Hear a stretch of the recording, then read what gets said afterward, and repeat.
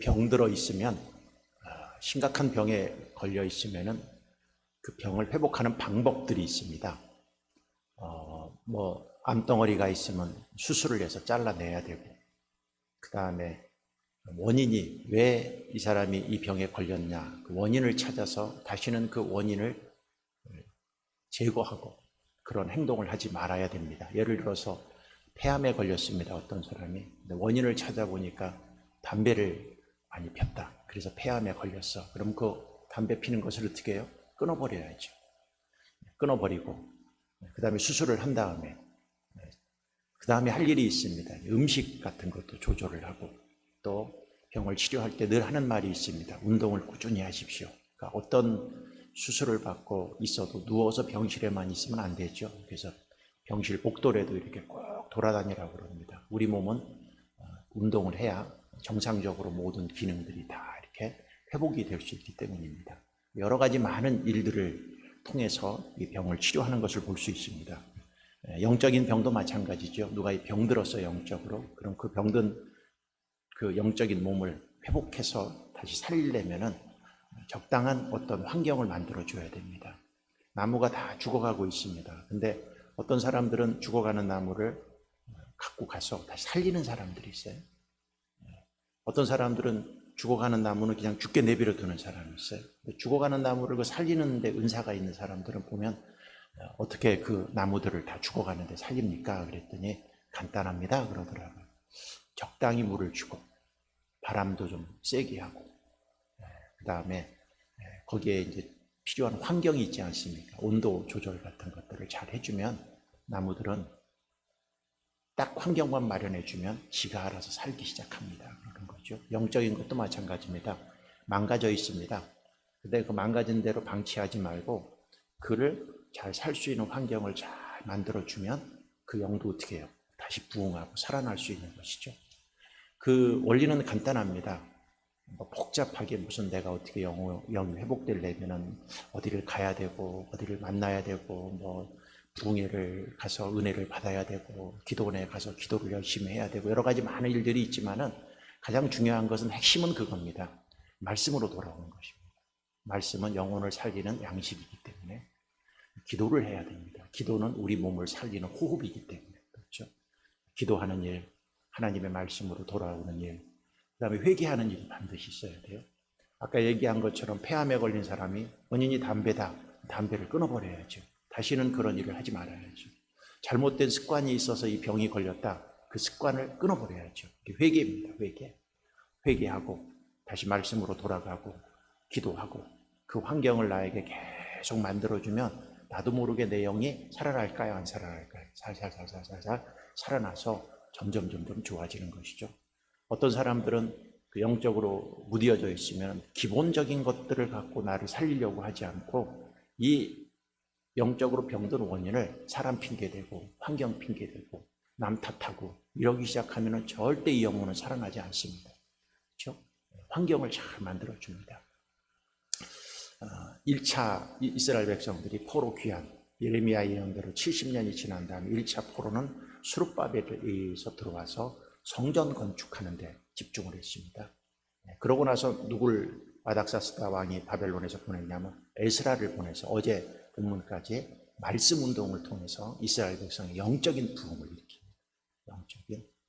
오늘 얘기 느헤미야는 3차 귀환입니다. 에스라가 2차 귀환하고 그 다음에 3차 귀환은 13년 후에 있었습니다. 13년 후에 아닥사스다 왕 밑에 있었던 술관원이었던 느헤미야가 하나님 앞에 은혜를 받고 감동을 받아서 이스라엘 백성들한테 가서 이스라엘 백성들이 느헤미야가 했던 것은 뭐냐면 에스라 혼자 영적인 부흥을 말씀으로 일으키기가 힘듭니다.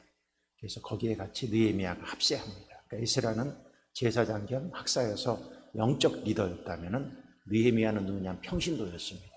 평신도 리더로서 가서 느헤미야가 했던 첫 번째 일은 뭐냐면은 스룹바벨은 성전을 건축하고 에스라는 말씀을 회복시켰다면 느헤미야는 무너진 성벽, 그 다음에 집터, 사람이 살 수 있도록 환경을 이렇게 외적인 환경을 부흥시켜서 하고 그 다음에 에스라와 함께 말씀 운동을 통해서 다시 이스라엘 백성을 부흥케 하는 일을 일으켰던 위대한 일을 했던 사람이 누구냐면 느헤미야입니다.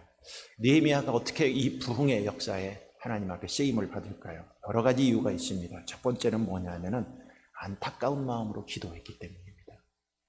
여기 보면은 이제 1장 3절을 보겠습니다.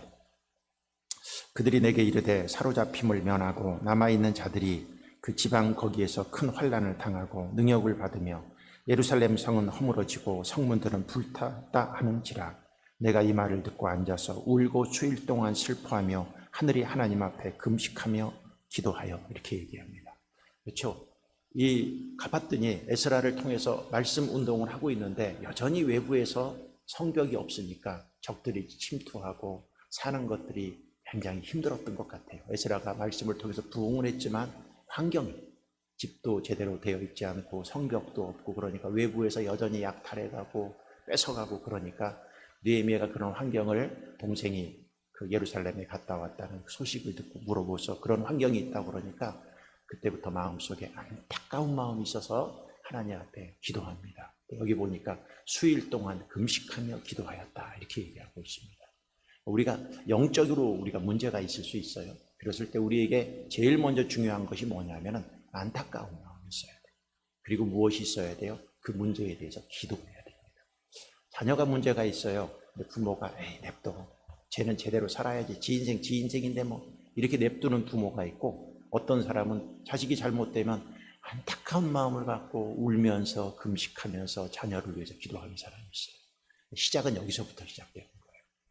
내팽개치고 냅두는 자녀들은 그대로 내팽개칠 거지만, 만약에 부모가 그 마음을 갖고 안타까워하며 금식하며 울며 기도하면 그 자녀는 소망이 보이기 시작하는 거예요. 교회가 힘들 때 있어요. 교회가 힘들 때가 있어요.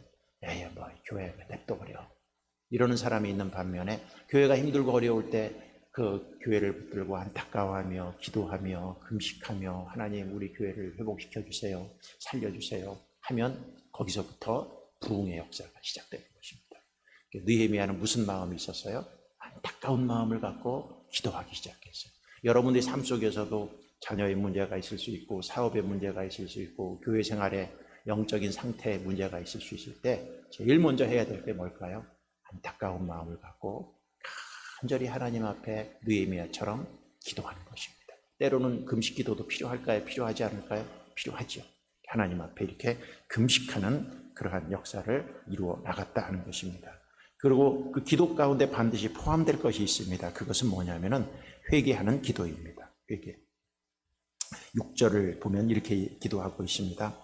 이제 종의 주의 종들인 이스라엘 자손을 위하여 주야로 기도하오며 우리 이스라엘 자손이 주께 범죄한 죄를 자복하오니 주는 귀를 기울이시며 눈을 여시사 종의 기도를 들으시옵소서. 나와 내 아버지 집이 범죄하여 주를 향하여 크게 악을 행하여 주께서 주의 종 모세에게 명령하신 계명과 율례와 규례를 지키지 아니하였나이다. 하나님 앞에 무슨 기도합니까? 회개하는 기도를 합니다. 무슨 회개? 우리 조상들이 죄를 짓지 않았다. 그리고 이제 여기서 우리가 느헤미야 강의할 때마다 반드시 제가 하는 얘기가 있습니다. 느헤미야는 내가 범죄하였다, 이렇게 얘기하고 있습니다. 느헤미야는 이스라엘 백성들이 망한 것과는 관계가 없습니다. 느헤미야가 나이가 얼마가 됐는지 모르지만 뭐 40대 50대 중반이 됐다고 그래도 이미 이스라엘 백성들이, 유다 백성들이 망한 지가 586년이고 지금 이 느헤미야가 귀국할 때가 BC 444년입니다. 그럼 약 140년이 지났습니다. 그러면 이스라엘 백성들이 망할 때가 아니라 느헤미야는 언제 태어났느냐 하면은 포로 때 태어난 사람이기 때문에 전혀 그들이 조상들이 죄를 지었지만은 자기들은 그 죄와는 상관이 없이 살았던 사람이 느헤미야인데, 느헤미야가 뭐라고 그래요? 내가 범죄하였습니다. 그리고 조상들이 지은 죄를 갖고 조상들이 지은 죄를 대신 하나님 앞에 회개하는 것입니다. 부흥은 반드시 일어나는 게 있습니다. 부흥은 회개해야 됩니다. 그리고 특히 이제 회개를 어떻게 해야 되느냐? 남 회개시키면 안 됩니다. 누가 먼저 회개해야 돼요? 내가 먼저 죄를 지었다. 남편과 아내 사이가 안 좋습니다. 안 좋아요. 그러면 아내가 하나님 앞에 기도합니다. 하나님, 저 남편 때문에 내가 못 살겠습니다. 저 인간 때문에 내가 못 살겠습니다. 이런 식으로 기도하면 절대로 가정에 부흥이 일어나지 않습니다. 하나님, 제가 잘못했습니다. 제가 남편이 죄를 짓고 내가 죄를 하나도 짓지 않았을지라도 내가 하나님 잘못했습니다 하고 자기의 죄를, 죄 짓지 않는 사람이 내가 그 사람이 지은 죄까지도 부여안고 같이 하나님 앞에 회개할 때 거기서부터 부흥이 일어나는 거죠. 많은 사람들이 부흥의 맛을 못 보는 이유가 무엇이냐면, 남편이 잘못했으면 남편 때문에, 하나님 저 남편 때문에 못 살겠어요, 저 인간 좀 어떻게 해주세요, 저 인간 하는 짓 보세요, 맨날 술이나 처먹고 들어와서 못된 짓거리나 하고 저런 짓거리만 하고 사는데 하나님 저거 가만히 냅둡니까? 이런 식으로만 늘 기도하는 거죠. 교회가 있어요. 교회. 하나님이 교회가 잘 성장하고 부흥하기를 원하는데 와서 기도하는데 하나님 아무개 집사 때문입니다, 뭐 누구 때문입니다, 뭐 목사님 때문입니다, 누구 때문입니다, 저 사람만 바뀌어지면 우리 교회가 부흥될 것입니다, 이렇게 100년 기도에도 응답이 되죠. 누구 책임이라고? 제가 잘못했습니다. 나는 죄가 없어. 그래도 누구 책임이라고? 느헤미야처럼 제가 잘못했습니다. 항상 부흥할 때 전제 조건이 반드시 있는데, 빠지지 않을 전제 조건이 있는데, 그게 뭐냐? 회개 기도입니다. 근데 그 회개 기도가, 죄 진 사람도 물론 회개 기도를 해야 되지만 죄 진 사람은요 회개 기도 잘 안 합니다. 거의 보면 죄 진 사람들 보고 가서 당신 이거 죄 졌으니까 당신 때문이야, 좀 회개하고 정신 차리고 우리 기도합시다. 그러면요 그 사람이 알았습니다, 제가 회개 기도합니다. 그런 사람 거의 없습니다. 거의 없습니다. 내가 무슨 죄를 지었느냐 이렇게 나오죠. 그러니까 회개 기도는 누가 하는 거예요? 죄진 사람이 먼저 하는 게 아니에요.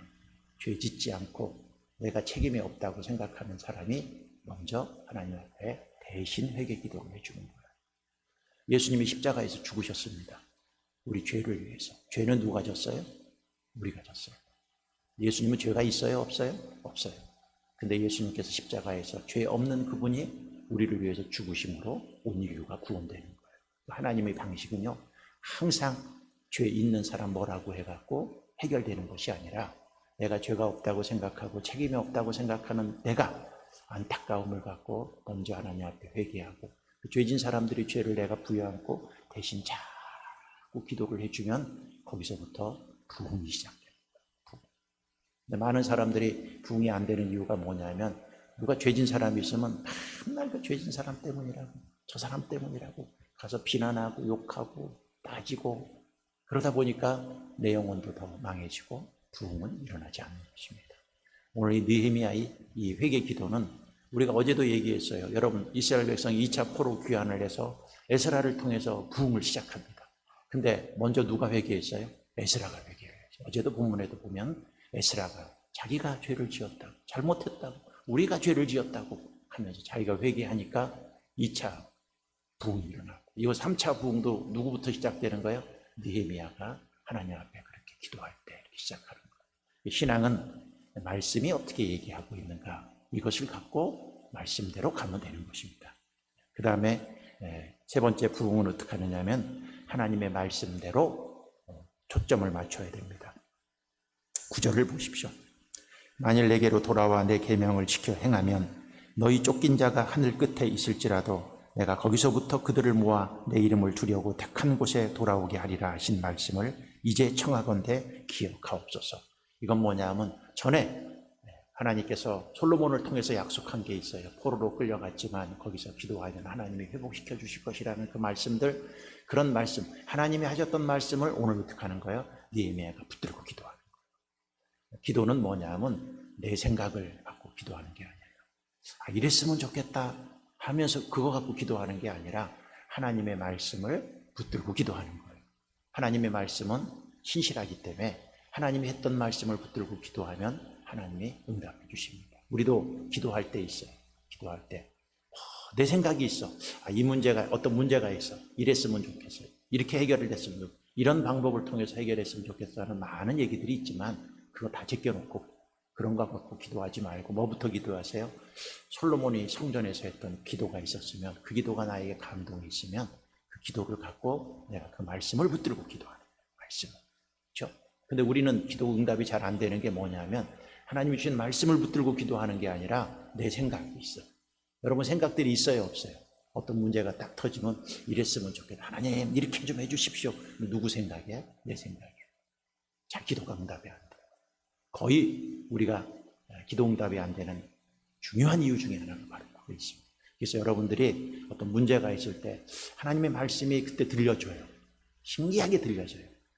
말씀을 새벽에 기도 나왔는데 그날 목사님 말씀, 주일날 말씀을 들었는데 그때 그 말씀, 내가 기도하는데 갑자기 떠오르는 말씀이, 성경을 읽는데 하나님 나에게 주는 감동의 말씀이 있어요.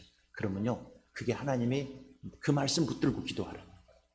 그래서 여러분이 말씀을 붙들고 이렇게 기도를 시작하면 그때부터 회개의 역사와 축복이 일어난다 하는 것입니다. 그리고 중요한 것은 뭐냐면은 반드시 희생이 있어야 됩니다. 희생. 이제 여기 보면 11절에 1장 11절에 이렇게 얘기합니다.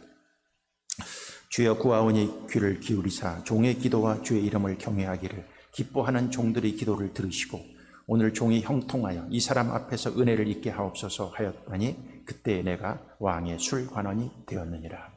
그때 이렇게 안타깝게 기도하는데 이스라엘 백성한테 돌아가서 성벽을 건축하고자 하는 마음을 있었는데 그 건축하는 마음을 사라지게 하는 사건이 벌어졌어. 그때 승진을 한 거예요. 술관원이면은 술 옆에서 따라주는 사람이 아니라 음식의 왕의 경호와 왕의 모든 식사를 관할하는 그 사람이 술관원입니다. 술관원. 그러니까 이게 이방 사람이 이 술관원 되기가 쉽지가 않아요. 왜 그러냐면 음식을 담당하니까. 여러분 생각해 보십시오. 우리가 일제 식민지로 있었는데 일본 천황이 있는데 일본 천황 옆에서 음식 담당하는 사람을 한국 사람을 놓겠어요? 그렇죠? 안 놉니다. 왜? 거기 독약이라도 타면 어떡해요? 그렇죠? 음식에 잘못된 거 넣으면 바로 왕은 즉사할 수 있는데 그 옆에서 자기 음식을 담당하는 사람을 식민지 백성을 쓰지 않는데 느헤미야는 거기까지 올라간 거예요. 그럼 우리 이런 생각을 해. 내가 지금 저 밑에 있었어. 근데 이스라엘 백성한테 가서 내가 성벽도 건축하고 뭐를 하고 싶어. 근데 그 마음이 있는데 갑자기 승진이 됐어. 왕의 오른팔이 딱 되었어. 그럼 하나님이 뜻이 아닌가 보다.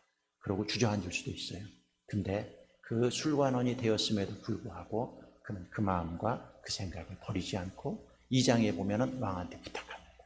그리고 결국은 허락을 맡아서 가게 되지 않습니까? 그러려면 뭐예요? 그 높은 자리를 포기해야 돼요. 식민지 백성 중에서 제일 성공하고 제일 출세한 사람, 제일 출세. 그 자리를 포기하고 다시 간다는 게 쉽지 않잖아요. 쉽지 않은데 그 일들을 하는 것입니다. 이것은 뭐예요? 반드시 부흥에는 희생이 따릅니다. 예수님도 하늘의 보좌를 버리고 내려왔습니다. 오늘 느헤미야도 그 높은 자리에서 내려왔습니다. 우리들도 부흥을 기대하려면 내가 갖고 있는 기득권, 내가 갖고 있는 특권, 내가 갖고 있는 위치, 내가 갖고 있는 물질, 이것은 그대로 유지하면서 주야 부흥케 해주십시오. 그게 아닙니다. 포기해야 돼요. 내려놔야 됩니다. 손해볼 줄 알아야 됩니다. 내 희생이 있어야 됩니다. 거기서부터 희생이 되는 거예요. 예수님이 하늘의 보좌를 버리고 이 땅에 내려왔을 때 인류의 부흥이 시작되는 것처럼 우리들도 여러분이 갖고 있는 기득권이나 특권이나 위치나 모든 것들에 있어서 내려놓기 시작합니다.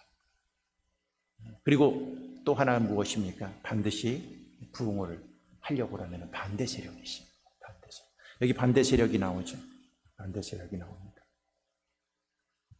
4장에 보면은 산발랏이 우리가 성을 건축한다 함을 듣고 크게 분노하여 유다 사람을 비웃으며 자기 형제들과 사마리아 군대 앞에서 일러 말하되 이 미약한 유다 사람들이 하는 일이 무엇인가? 스스로 견고하게 하려는가? 제사를 드리려는가? 하루의 일을 마치려는가? 불탄 돌을 흙무더기 속에서 다시 일으키려는가 하고 이랬습니다. 그렇게 합니다. 반드시 무엇이 있습니까? 뭔가 역사를 이루려면 하나님이 역사를 이루고 뭔가 주님을 위해서 위대한 일을 하려고 그러면은요, 항상 여러분 여태까지 하나님 말씀을 쭉 들어왔지만 하나님의 일을 하는데 반대하지 않은 세력이 있은 적이 없습니다. 반드시 무슨 일을 할 때마다 반대를 합니다.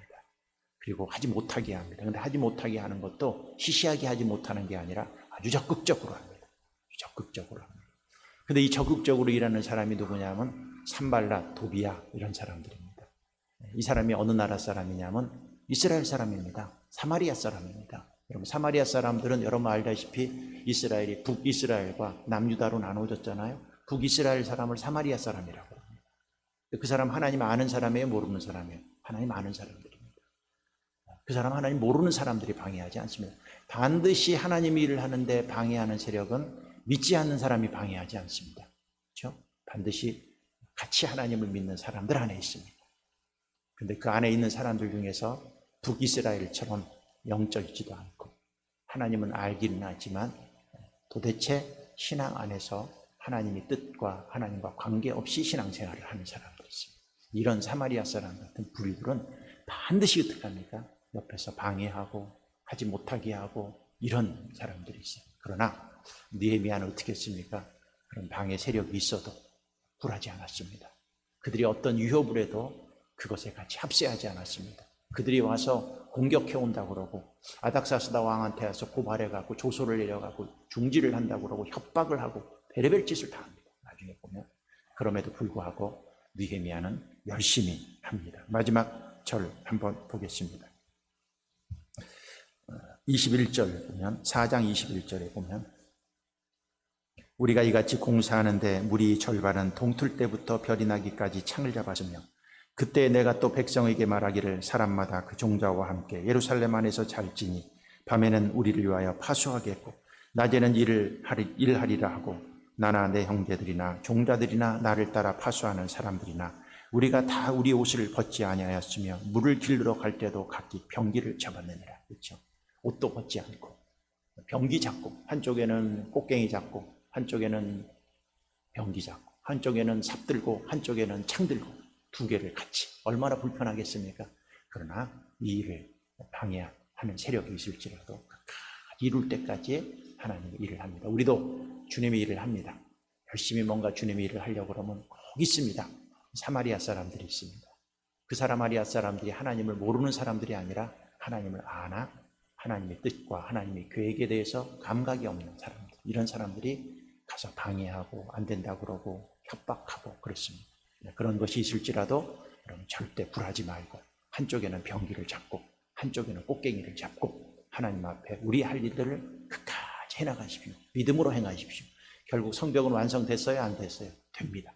하나님의 일은 하나님이 이루어 나갑니다. 어떤 방해가 있어도 그런 믿음과 신앙을 갖고 우리도 어떤 세력 앞에 굴하지 않고 믿음으로 끝까지 나아갈 줄 아는 그러한 주님의 백성들이 되기를 바라겠습니다. 기도하겠습니다. 하나님 감사합니다. 오늘도 우리가 이 새벽에 느헤미야가 3차 포로 귀환을 통해서 성벽을 건축하는 일을 시작합니다. 안타까운 마음으로 기도합니다. 말씀을 붙들고 기도합니다. 자기가 갖고 있는 특권, 위치를 내려놓고 합니다.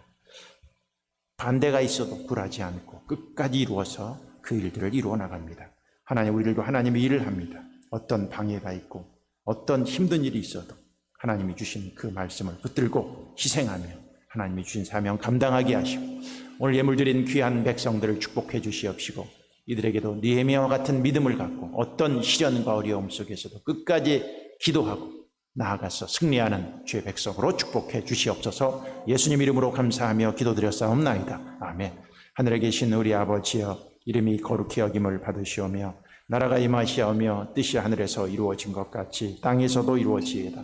오늘 우리에게 일용할 양식을 주시옵고 우리가 우리에게 죄 지은 자를 사하여 준 것 같이 우리 죄를 사하여 주시옵고 우리를 시험에 들게 하지 마시옵고 다만 악에서 구하시옵소서. 나라와 권세와 영광이 아버지께 영원히 있사옵나이다. 아멘.